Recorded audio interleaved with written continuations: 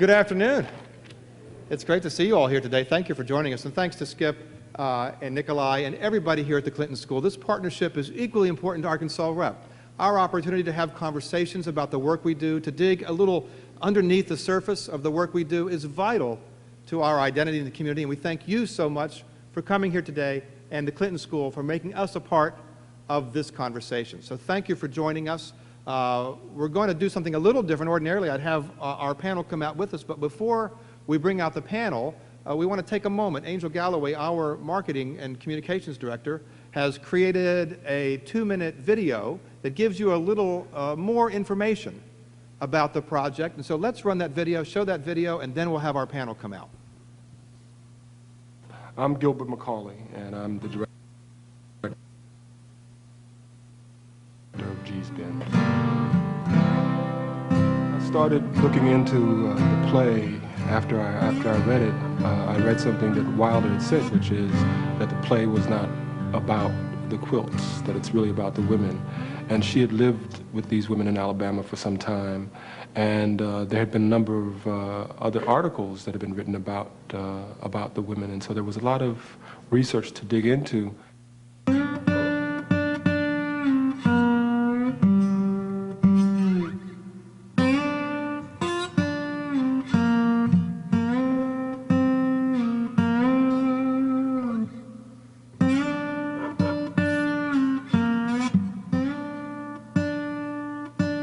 When you see the quilts, you begin to understand the depth of where they're coming from. Even though they're really, they're beautiful, they're intricate, there's a lot going on, but there's also something about the stories and about the women that actually comes through, about the people, about their lives that comes through in the quilts. And a lot of the women in G's Bend, that was what was really interesting to me about them, is that was what allowed them to do that and to really survive and thrive in a place that was,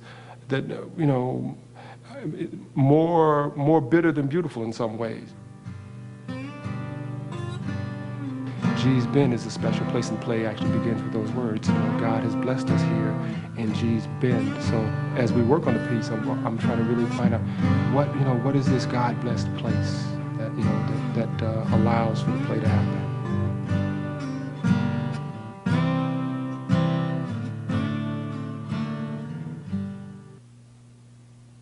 Great, and now let's welcome our panel, Gilbert McCauley, our director, and our actors from G's Bend.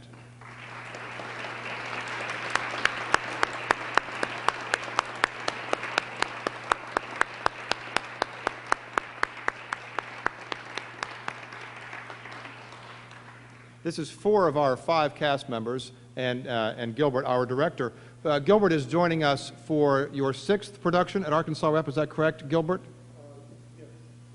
I know that the last production you saw Gilbert direct was Frost Nixon, but he's also directed 2 plays by August Wilson, Piano Lesson and I said that last night incorrectly the same way, and Fences. He's also directed a Soldier's Play for us.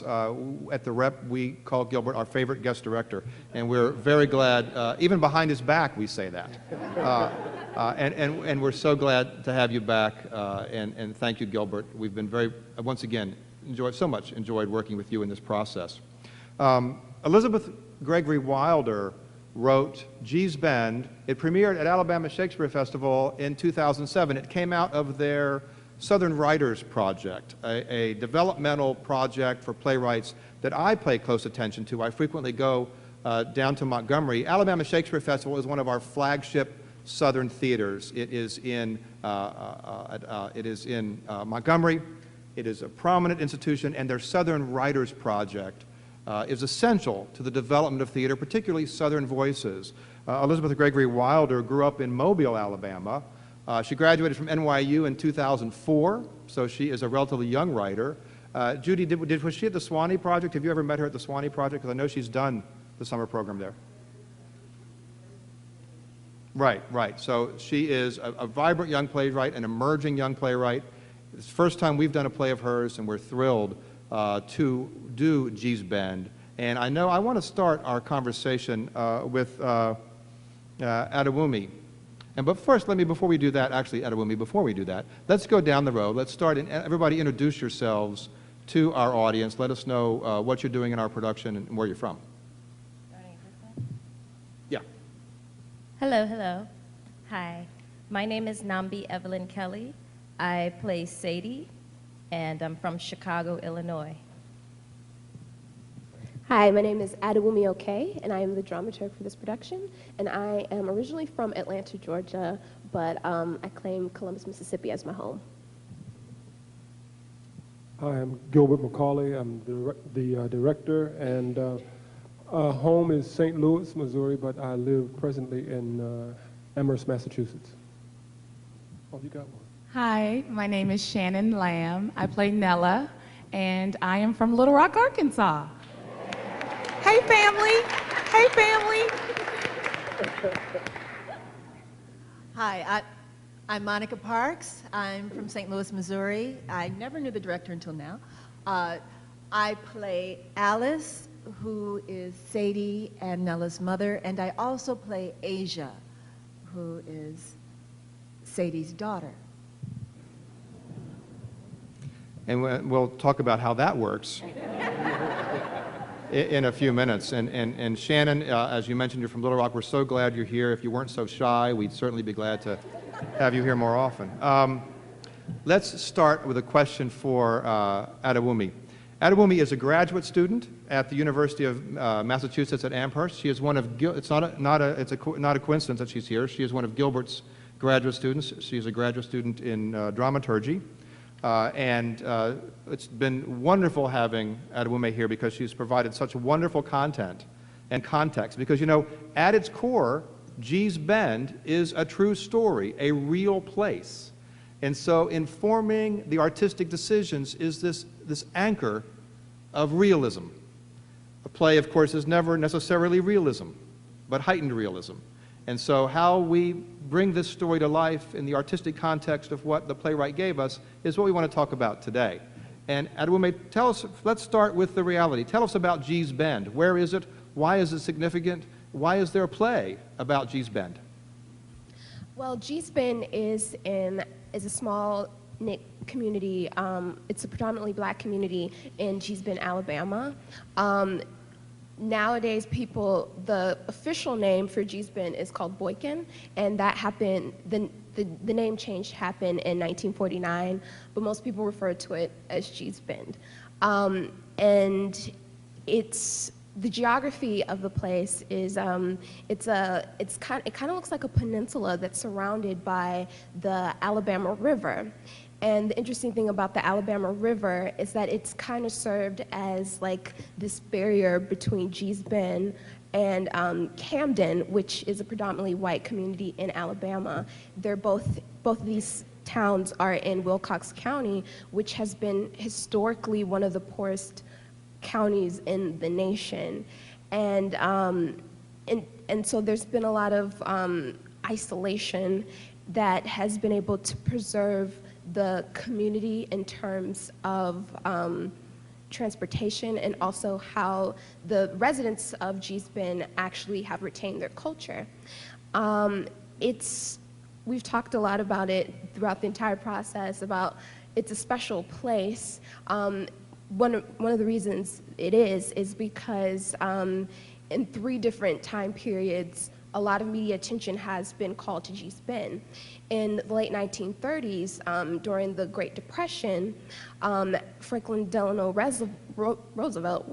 Roosevelt, he decided with his New Deal program, the Farm Security Administration, to buy up the land of Gee's Bend and redistribute it to the people that lived there. And this was like a very huge deal because at the time, a lot of Americans, both white farmers and black farmers, they were in the system of tenant farming and sharecropping, meaning they didn't own their own land.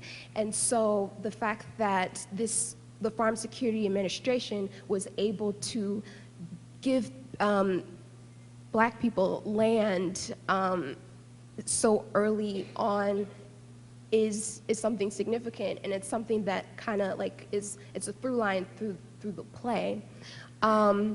then in 1965, particularly, Martin Luther King Jr. visited Gee's Bend in a way to garner support for his civil rights campaign in Alabama. So several folks of the area, they went to Camden. They used the ferry, which was it was literally like a piece of wood that just like that a man would just like roll across the Alabama River. It was pretty scary. And so the ferry was the main way folks were able to go into Camden to sell things, to go get their furnishings, sell cotton, sell goods, get goods, all of that good stuff. And so a lot of folks went to use the ferry to go to Camden in the 60s to register to vote. But because of this, the government officials in Camden decided to terminate the ferry. And so what this did was it isolated the people of Gee's Bend even further. What came out of it was that Martin Luther King Jr. had some talks about possibly creating a road so that people could travel back and forth to Camden. However, it took about like an hour just to get to Camden, and in the 60s not a lot of people had cars, so there wasn't a lot of movement in or out of Gee's Bend. Then significantly in 2002, the Quilts of Gee's Bend, the exhibit that a lot of people are familiar with, thanks to Oprah, thanks to Tinwood Media and the art collectors in Atlanta who pretty much collected the quilts for the exhibit. And so the exhibit launched in 2002, and it's lasted through 2006. And I think we were at another event a couple weeks ago, and a lady said there that she saw them recently. I forgot what she said, but she said she saw them recently in the States, and I thought that was amazing. So 2002, the quilts are being displayed. The women of Gee's Bend are being lauded for artwork and the artwork of their quilts. And the thing about how they constructed their quilts is it's very poetic, because how they pieced their quilts together, it was from leftover fabrics. It's from like clothes, things that nobody could wear anymore. And so the people of Gee's Bend, in a way, they kind of are an example of sustainability, because they reused everything. They couldn't afford to throw anything away. Like, there's always a use for something. And so that's kind of what the quilts represent. In addition, in the early 2000s, actually in the late 1990s, there were talks of reinstating the ferry. And so this brought up a lot of controversy, because since 1965, the ferry was no longer, was terminated. And so some people thought that, oh, the ferry's coming back, and some people were like, I don't want it to come back, because we've been separated from Camden for so long, and like there's a reason why this river is between us. And these are some of like the historical, like the issues that the characters pretty much discuss and react to in the play.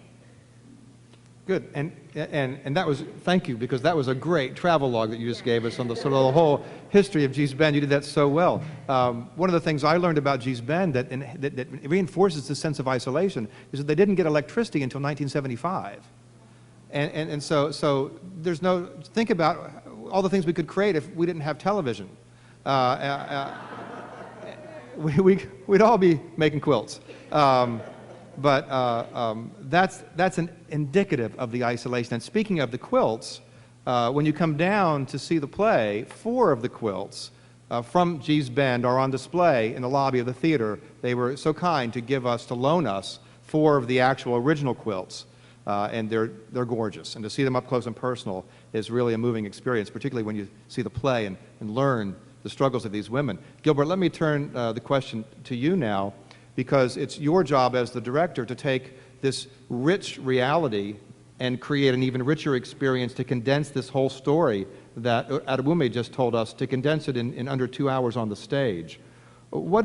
How does the playwright, and how do you as the playwright's interpreter, bring this story to life? What are the key ideas and key themes that are important to you in the creation of and the telling of the story? I think that the playwright put the focus on the women and their lives and the things in their lives that caused them to create the work. And part of it had to do with, the isolation. Part of it had to do with the poverty, the lack.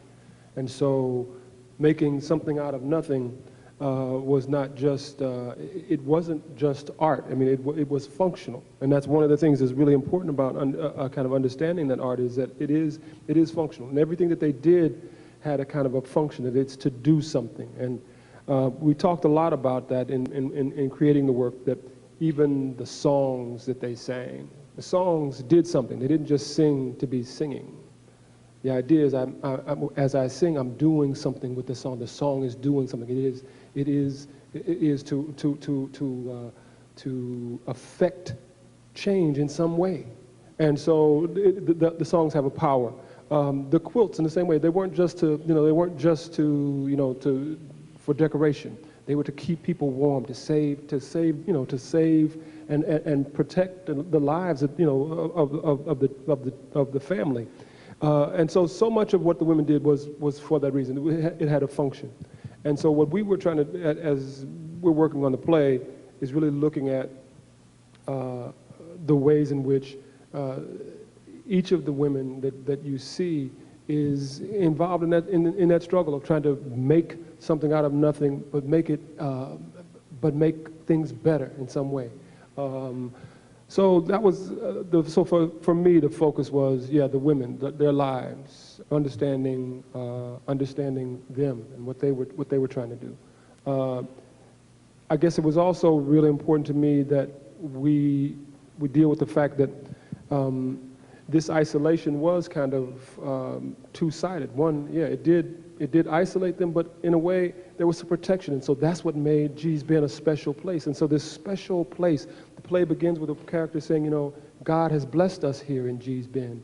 But if you know, as you know the history about it, this is a very impoverished place, and so yet, even though it was impoverished, it was looked at as this God-blessed place. And so that was the other thing for us to try to uncover, is like what makes this such a God-blessed place. And so trying to understand that has been a part of the exploration. And for me, in terms of talking to the designers and everybody involved in creating the physical production, one of the things we wanted to do was to explore that aspect of it, so that we could make the environment, the space that you enter, represent in some way, evoke a special place. One of the writers said something that was really interesting to me. He wrote a Pulitzer Prize winning series of articles from the LA Times, and he said, after visiting Gee's Bend, he said, Gee's Bend is the last place on earth where it's safe for children and dead folks to walk after dark. And I thought, now, that's a very interesting thing to say about a place. And so you have to understand the way in which the spirit is very alive here. And so that, yes, spirits are always there. And so there's that sense that the ancestors are always present. And so this notion of vision became a really, really important aspect of what we were discovering, because the main character sees, she has visions. As a matter of fact, visions are very important to the people there. And so to create the art, you have to have a vision. To be allowed to be baptized in the church, you have to have a vision. So vision is extremely important element. And so that was one of the things we've also been exploring, this notion of vision. So there were a lot of things, so that we tried to take into account in creating the play and pulling them all together. But it all went back to really kind of understanding the women. And Well, the playwright is very specific to say the play is not about quilts. Our entry point to an awareness of Gee's Bend is through the quilts. But the quilts are probably a personification, if you will, of this vision idea that you're talking about. And so that, to me, as an audience member, watching your play come to life, watching the work these actresses are doing, it is, while the quilts might be a through line in terms of their activity, the action is really about understanding this sense of vision. That's, to me, what makes the play so fascinating. Let's talk now, since we're segueing into a conversation about the acting and about creating these characters. And Gee's Bend, the structure of Gee's Bend, it's in three parts, dovetailing with what Adewumi said about when Gee's Bend garnered national attention during the Depression, during the Civil Rights Movement, and then when the quilts sort of hit the scene and garnered the attention of sort of white corporate America, and then the artistic community. And so that's, each of the plays broken down into those three parts. Our actresses play composite characters. They play sort of a blending of many of the women of Gee's Bend, and they play, all of them, well, Monica plays two different characters, as we alluded to earlier, and our other actors all age. The play starts when Sadie is 15 years old and concludes when she's, what, 80? 78? And there's hardly anything that helps the actress externally make that transition. So Nambi, let's start, talk about Sadie. Sadie is sort of the central character of the play. Talk about bringing this play to life. What were some of the challenges and rewards? And were you familiar with the Gee's Bend story before coming to this project? I was familiar with it. Northlight Theatre in Chicago had done a production in 2008 of the show. And I was in a show at the time, so I didn't get to see it, but I was aware of the production. I read the reviews, and I knew everybody in the cast. And so I was aware of Gee's Bend. That's what, 5 years ago? 5 years ago now. For me, as it was said, I play Sadie. I play her at 15, I play her at the age of 41, and I play her at the age of 78. And for me, what resonates most about Sadie is her tenaciousness. Like, she's very, it's always about, I'm gonna get up and go. I gotta do something. I gotta keep moving. You know, there's always opportunity. And I was thinking about it this morning, just about the fact that, you know, I'm not 41, I'm not 78, but I have this opportunity to play this woman at these three different ages in her life that are very important ages.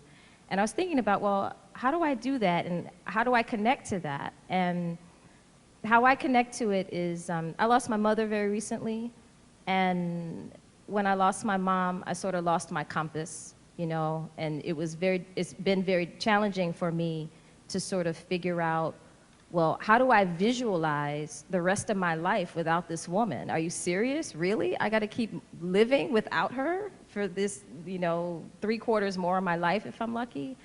And this play has been such a gift to me, because I always think when I get cast in a show, it's like, well, what is it about this play? Why is it that I am called to do this play at this moment in my life? And what I realize is it's exactly that, is because look at all that Sadie or Mary Lee Bendoff or the composite character accomplishes after the age of 40, you know, after, you know, her mother has gone on to be with the ancestors. Like, there's so much life beyond, and I had forgotten that. I was like, oh, my life is over. My mommy's gone, I'm done. And now I see, because I get to live it through Sadie, that there's so much more that I can do from this moment forward for the rest of my life. And that's been a huge gift to me. Like, I can't even begin to tell you, like, how the process of this play has transformed me personally in terms of visualizing what I want to be when I grow up. Nambi, let me ask you this question. As an actress, Yes, sir. you know, you start out the play 15 years old. Yes. 2 hours later, you're 78. Yes. How, without giving away all of your deepest, darkest acting secrets, how do you do that? How do you, I mean, how do you make that happen? What is it physically? What is it mentally that allows you night after night to make that adjustment? What's the craft in that? The craft in it for me is being true. Not trying to be true, not acting it, but being it. And being it is listening, is reacting, is investing in the relationships of the people who are around me, is in being clear and dramaturgically, you know, in an intellectual way, like what's happening in that moment in time in history, how I plug into that, and then just letting it all go. Like, I do it and then I forget it. And in terms of physically, like, I got a couple ailments happening here in my body. I know you can't see it, but they're there. And I just sort of, I can't even really explain it. It's just, I sort of just be it, and then it becomes it, if that makes any sense at all. You know, so like, for instance, I have scoliosis in my spine, right? And as I age, I have to go to the chiropractor like 3 times a week in order to keep my spine straight. And so what I notice is that Sadie, she sort of, Lee has this little gangster lean a little bit, you know? That my hip just automatically starts to do that, because at some point I can't go get cracked 3 times a week. That's just crazy. And so my spine just starts to do that, and I say, oh, well, that affects my knee, which affects this, and also because of what happens in the story, there's a moment where Sadie gets beat in Selma and she gets hit in the eye, and it was sort of something that arrived organically in rehearsal. Like, I just started doing this twitch, and I was like, well, what is that? What is that?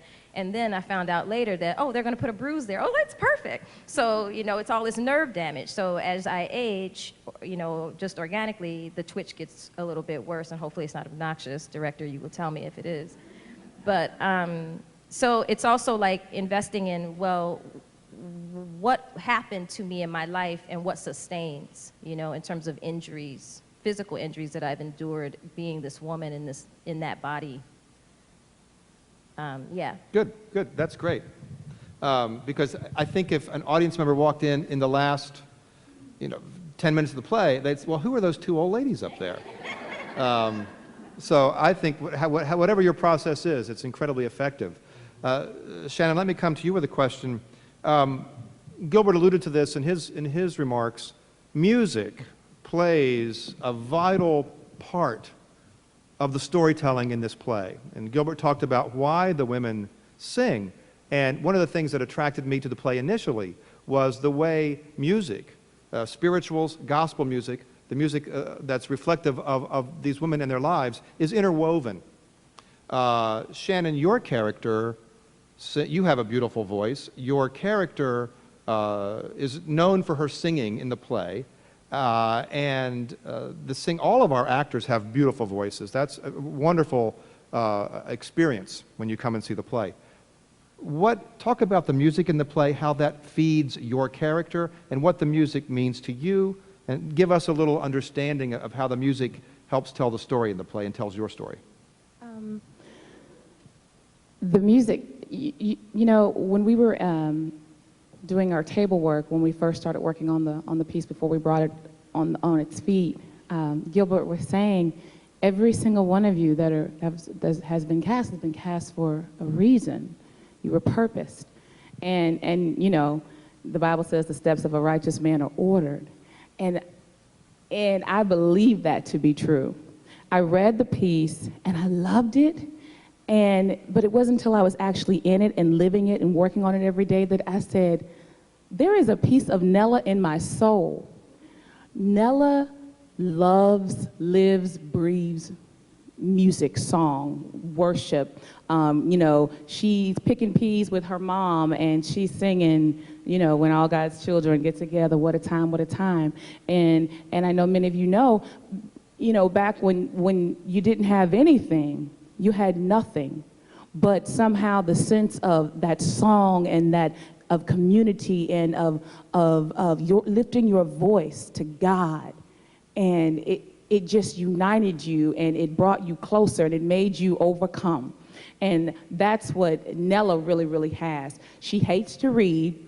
She's not, you know, like Sadie, and Sadie likes to do that, but what Nella has is an organic, just instant link to the Father.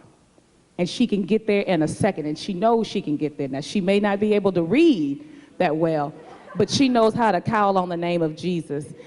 And it's crazy because I was raised, and a lot of people know this, I was raised from a baby in the AME church. My dad is a pastor, and I tell people I was submerged in church from birth. So I've been to every single small little country church where it ain't nothing but 10 people and the wooden pews, and you make the music with your feet and you rock, and you feel just a strong sense of God in that place, and of togetherness and of oneness. And then I've been to the huge, ornate churches, and God was there too.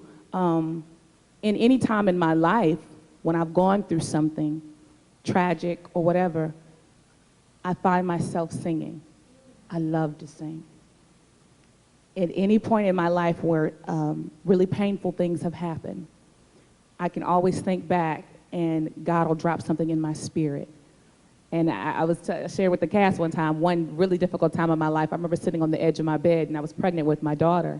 And I just kept singing, yes, Jesus loves me. Yes, Jesus loves me. Because I could hear him saying it. I love you, and I'm with you, and I'm going to carry you through this. So I connect with Nella in so many ways. The music is so essential in that, this is the God-blessed place, and that's how they brought the Spirit in. And that's how they made it over. The song says, how I got over, my soul looks back in wonder. We didn't have much. We didn't have much, but God blessed what we had, and he blessed the works of our hands, and that's how we got over. See, well, and like all good actresses, I'm not sure if we were hearing an answer from Shannon or Nella.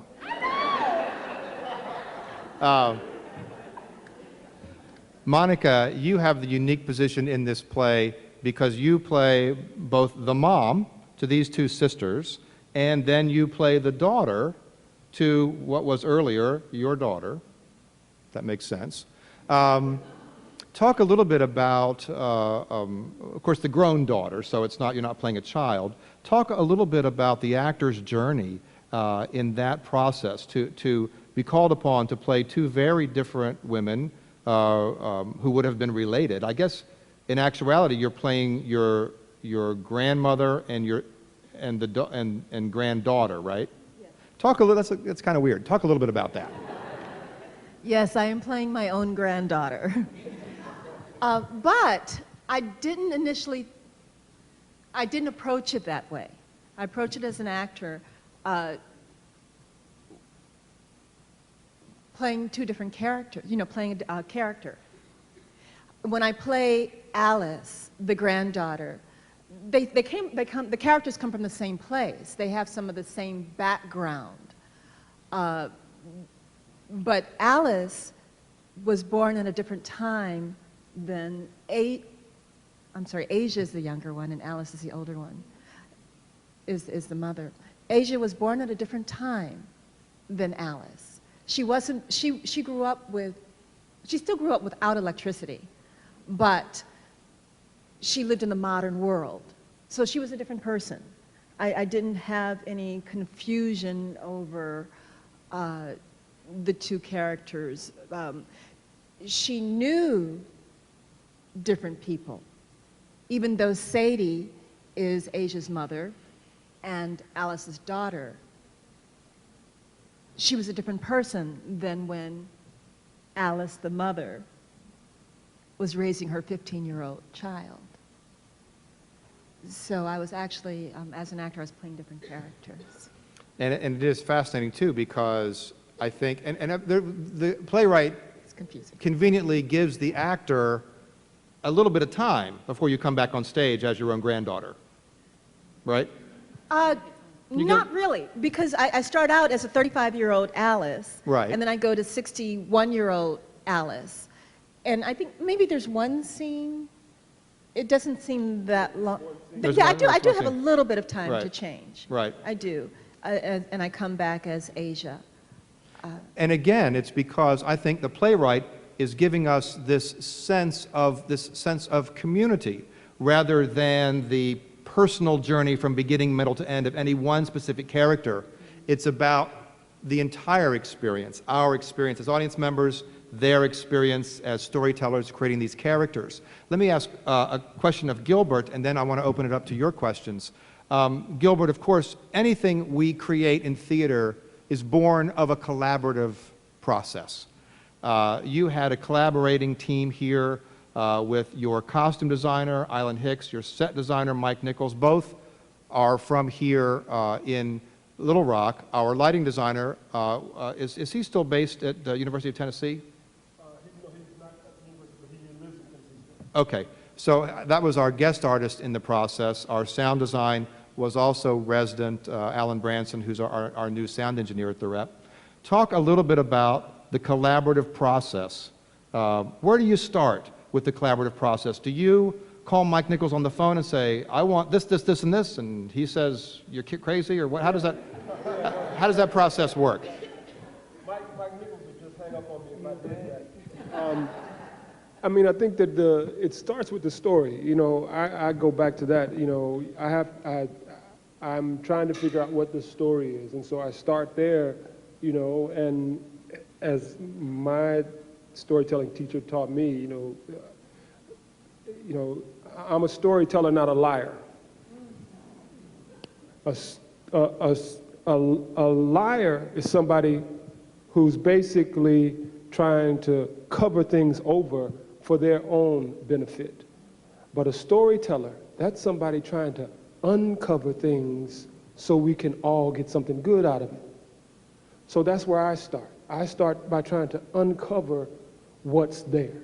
You know, the story's there. It's just about trying to uncover it and find it. And so we begin looking at things. And so the collaboration starts because I'm calling, you know, Mike to talk about this story that we're both looking at, and we start trying to see what we can uncover. And then, you know, I talk to the costume designer, and we're trying to do the same thing. And so we're trying to really uncover something that's here so that we can find something. And then working with the, you know, the dramaturg she was also in that collaboration. She was actually there initially, sending me stuff about vision that helped me to kind of uncover some things about this story. So I think collaborating in the theater is kind of like telling a story to each other over and over again till you get it right. And that's what, you know, that's really what it has to do with. And so the collaborative process in theater is about being open to, you know, what the other storytellers are saying. And the reason why it becomes, I think, you know, the last kind of, you know, living art form in a way is that the audience gets called into that. And then we are all telling that same story together because, you know, the storyteller needs a listener. It's not a story unless there's a listener. You're just talking to yourself. And so that's why, you know, this becomes, the circle becomes unbroken then. And that's what makes it rich, you know, a rich experience. Well, the art happens when audience and artists come together in a shared space. Let's open it up to questions. What would you like to know about the play or the history of Gee's Bend? Yes, ma'am. And do you want to do Mike's? Mike's going to come your way.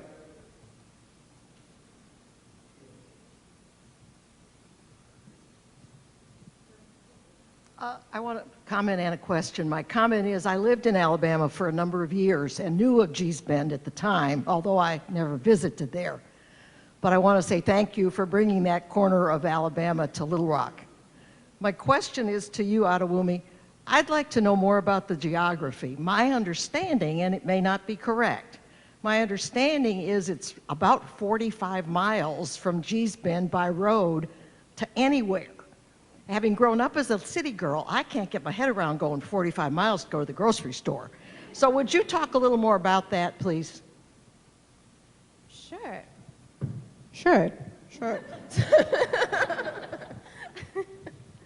So, wow, where to begin? Yeah, like, let me see if I'm hearing this correctly. Are you asking more about the like the travel, like how, like the burden?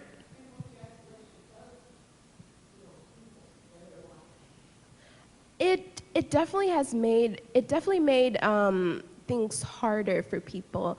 One article that was like a really good entryway that I remember Gil actually shared with the design team was, and he actually alluded to it earlier, J.R. Moringer. He won the Pulitzer Prize in 2000 for a series of articles about Gee's Bend, and it was about the ferry.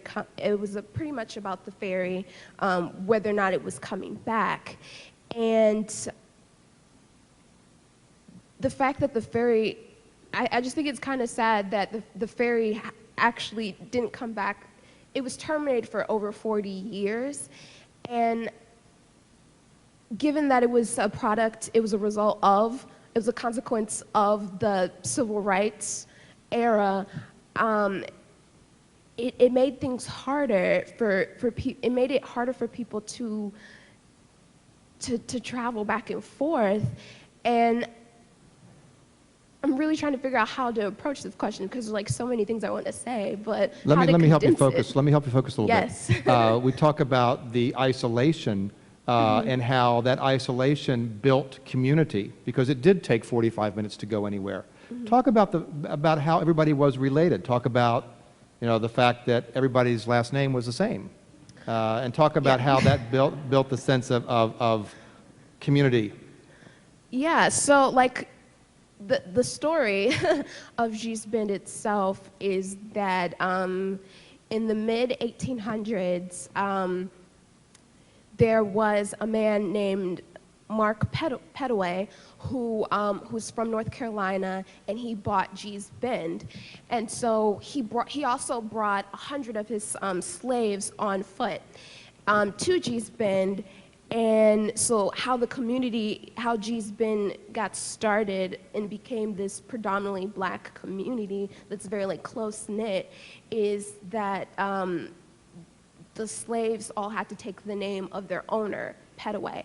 And so there's a lot, one of the characters says, two of the characters, they're talking about like marriage, and one of the characters says, I can't marry you, you're a Pettway.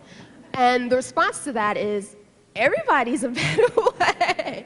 You're gonna have to marry one either way or another. And I think what that did is the fact that the people of Gee's Bend were able to trace back their lineage to slavery times. They're like, oh, one slave in particular, her name was Dinah. There's several people who are descendants of Dinah, the slave, who was, I think she was the cook for Mark Pettway. And so with that, and the fact that, with the ferry being terminated, the isolation, how do I say this? The isolation is more of, it's kind of like the river is a metaphor for the isolation. And even in Moringer's article, he kind of talks about the river as character. And a lot of, like, some of the language in the play, and even in this article that I'm referring to, it's talking about, oh, the river's there between us for a reason. And there's also another element of a spiritual connection that the people of Gee's Bend have with the river. And which, for me, it kind of resonates back to Africa and even like the origins of civilizations. If you look back historically, a lot of civilizations form around a river because there's fertile land. It's easy. It's the accessibility of traveling up and down the river to trade and also to go to other places.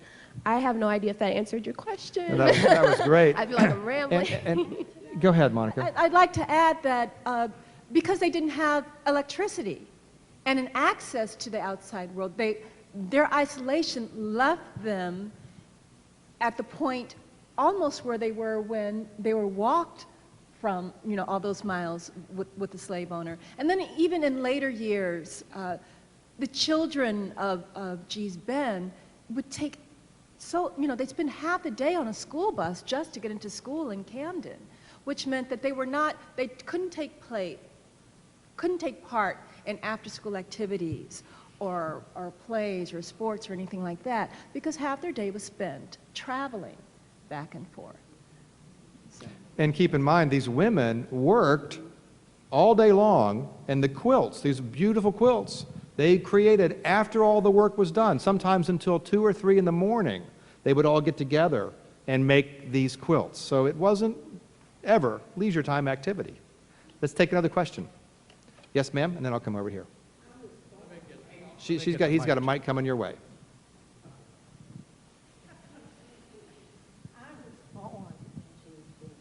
Wow. And in 1944, and my parents lived there beginning in the 30s. My father owned a great deal of land. My mom took the census one year, and there were 3,000 blacks and 4 whites, and that was us. So, and my mother was their friend. My father was very much a racist, but my mom was a flaming Democrat. And so she was their friend. Her dad had been the minister at the Church Street United Methodist Church in Selma. So in the 50s and 60s, my mom was on an interracial council in Selma where there were 2 whites, my mom and a Catholic priest. So she knew these women and she helped them. And I can remember them coming to our house in this little town of Gastonburg, where we moved once we started to school, and being so afraid that my dad was going to come home, and see them there.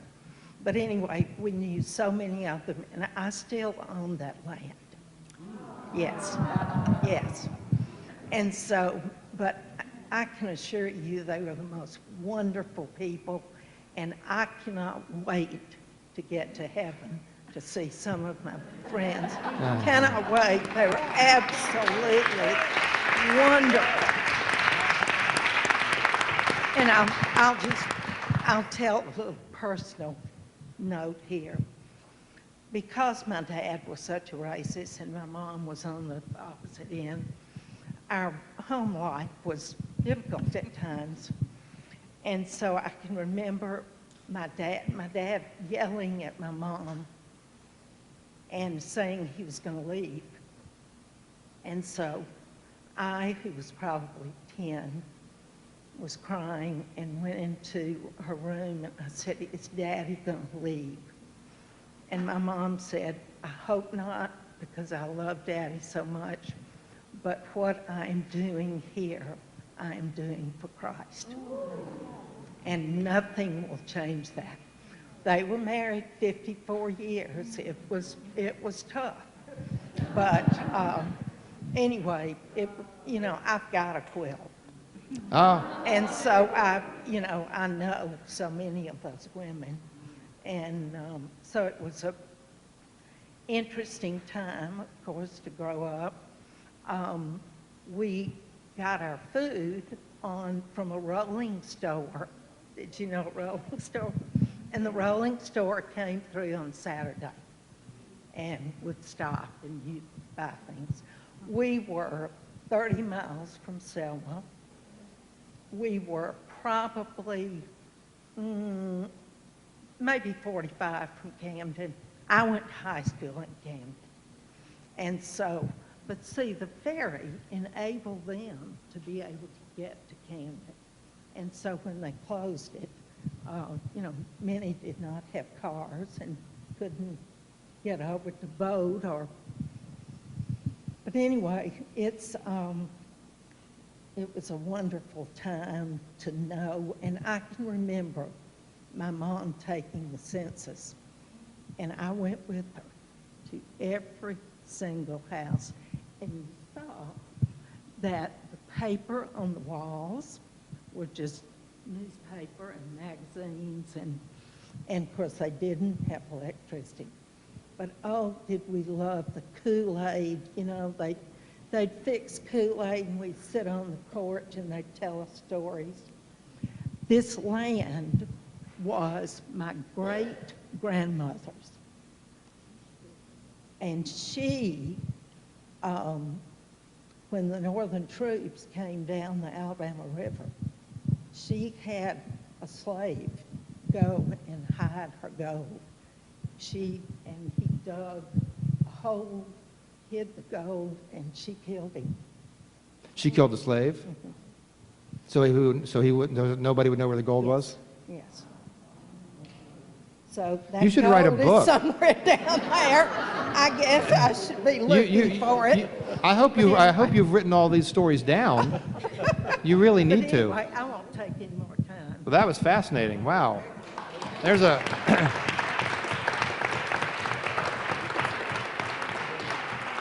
That's the sequel right there. That's next season. We had a question right here. I said we come over here.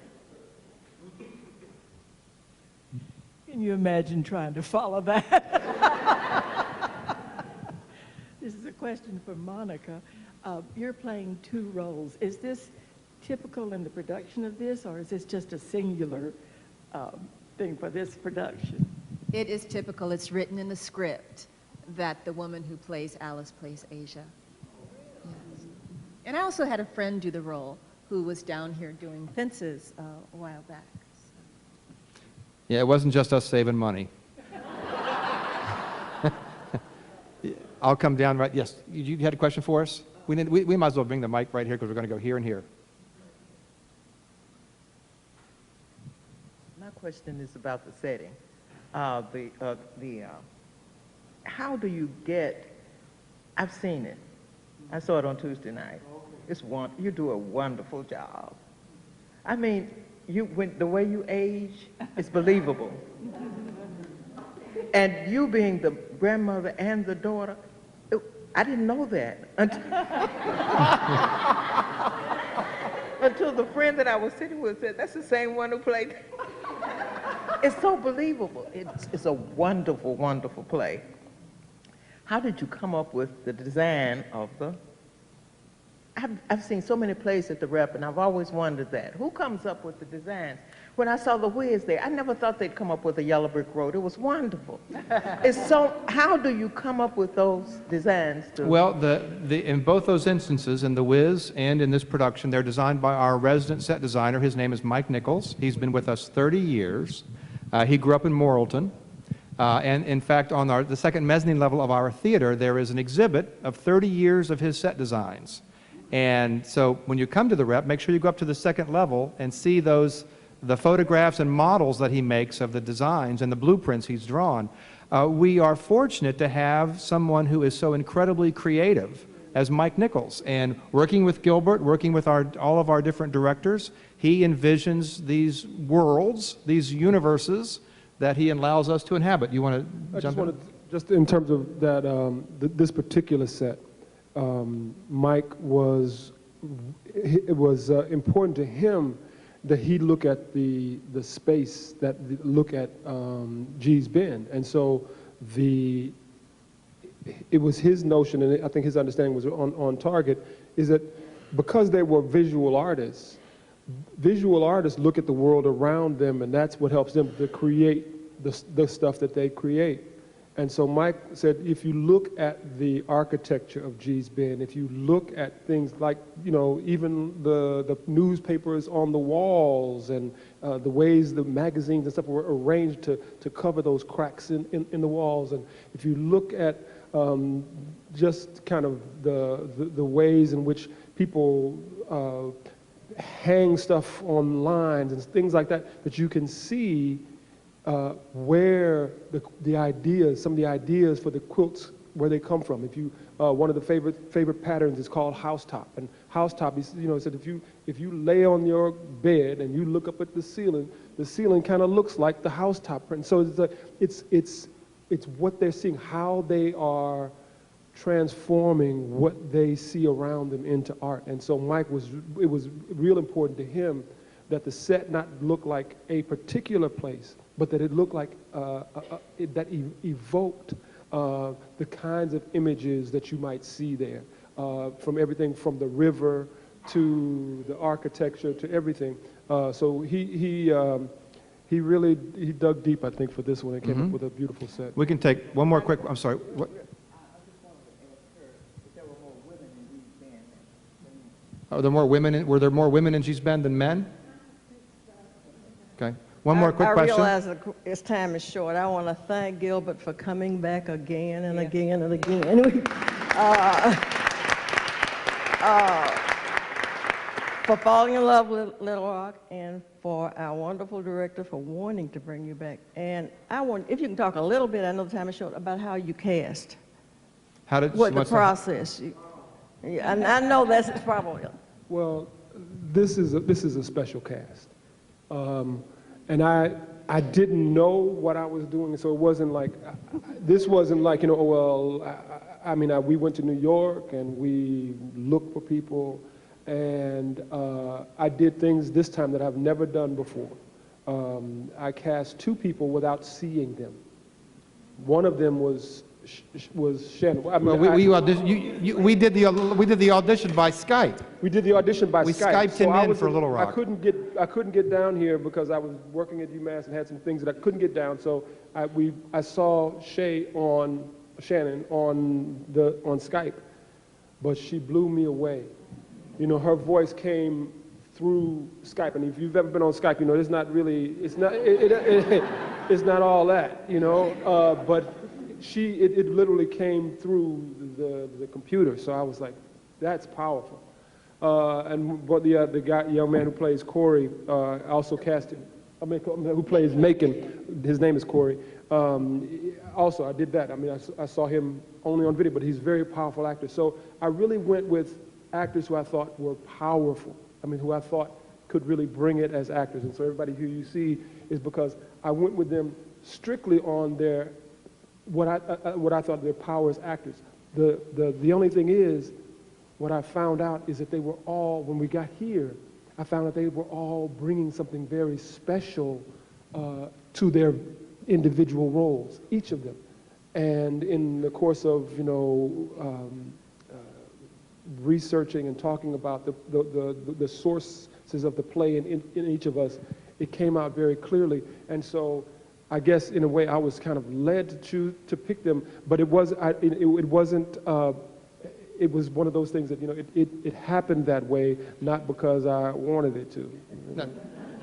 You know, I want to thank the Clinton School, Skip Rutherford, Nikolai, and everyone for making this conversation possible. I want to remind you, this book is all about the quilts of G's Bend. It's available right here. Doug will be glad to sell you one of these books for $15. Come down to the Rep. We're opening on Friday night. We run for only 3 weeks. So come down and get your tickets. I want to thank our panel for taking time out of their day. Thank you all very much for joining us today.